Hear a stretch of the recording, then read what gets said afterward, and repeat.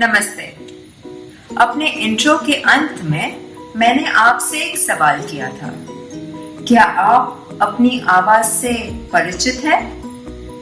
मैं मुंह से निकलकर कानों तक पहुंचने वाली आवाज की बात नहीं कर रही। मैं उस आवाज की बात कर रही हूँ जो सिर्फ और सिर्फ आपको सुनाई देती है।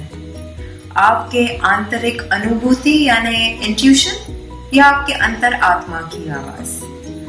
वो आवाज जो इस बनावटी दुनिया के बनावटी असूलों के बोझ के तले हम दबा देते हैं।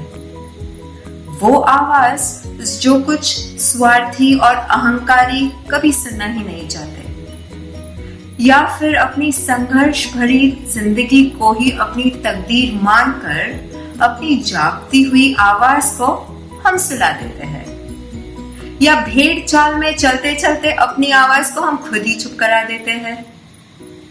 मुझे ही ले लीजिए, क्योंकि मेरी कहानी दूसरों से अलग है। बचपन में बच्चों ने मेरा खूब मजाक बनाया, मुझ पे धौंस जमाया। कॉलेज में भी कुछ बदमाशों ने हमेशा बेसुरी चुप का नारा लगाया। विद्यार्थियों को छोड़ो, चंद शिक्षकों ने भी मुझे बहुत सताया। मेरे आत्मविश्वास को तोड़ा मरोड़ा और फिर मुझे नजरअंदाज कर दिया। और मुझे भी देखो, अपने अंदर झांकने के बजाय मैंने उनके तानों पर यकीन कर अपने खुद की आवाज को हॉरिबल का खिताब दे दिया। हाल ही में जब मैंने एक ज्ञानी पुरुष के सामने ये बात छेड़ी, उन्होंने मुझे समझाया, कहना कि अपनी आवाज गंदी है अपनी आत्मा को गंदा कहने के समान है। इस ज्ञानी पुरुष की बातों पर मैंने एकांत में गौर किया, तब एहसास हुआ है मुझ में सुर नहीं तो क्या, ताल तो है। मुझ में गायिका की आवाज नहीं तो क्या, अपने अंतर आत्मा की तो आवाज है।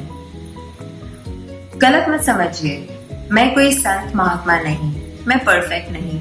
मैंने भी गलतियां की है, पर अपनी गलतियों से मैंने खुद को संभाला है, प्रायश्चित किया है और अपना सबक भी सीखा है, अपनी अंतरात्मा की आवाज सुनकर। वो आवाज जो अगर सब सुनने लगते तो आज अपनी इस दुनिया की दशा कुछ और ही होती। दूसरों की आवाज को अपनी आवाज समझने के पहले कोना पकड़िए और अपनी सोई हुई, दबी हुई, दबाई हुई आवाज को खोजिए।